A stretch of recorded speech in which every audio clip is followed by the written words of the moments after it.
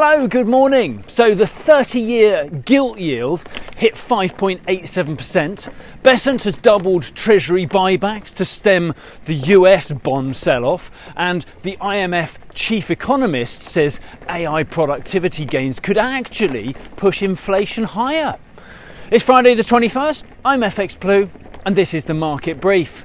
Now, the Bank of England still holds about £150 billion worth of long-dated gilts. This harks back to the financial crisis and the QE programme, but the long end of the gilt market is not in a good place right now. The 30-year gilt yield hit 5.87%, which is the highest we've seen in decades. When the bank tries to sell long-dated gilts, they risk making market conditions worse. They only sold about £4 billion worth over the past year, and at that pace of unwinding the holdings, it could take about 25 years. So for now, at least, they have effectively stopped selling long-dated gilts, shifting QT focus towards shorter maturities. Over in the US, Besant has doubled Treasury buybacks of long-term debt to $4 billion. This is an emergency intervention to stem a bond sell-off that has pushed 30-year yields to their highest level since 2007.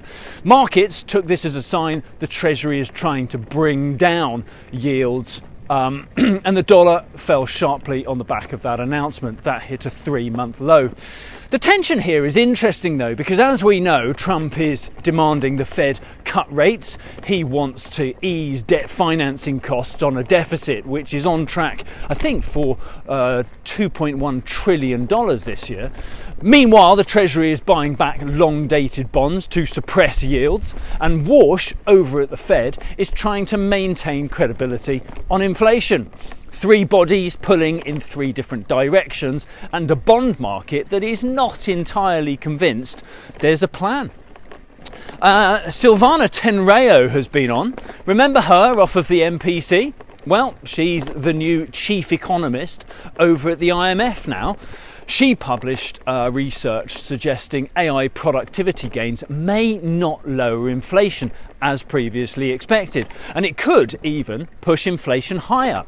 There is a risk that investment in AI infrastructure races ahead of any actual productivity gains, and this could create supply crunches, could inflate costs, and therefore demand higher rates.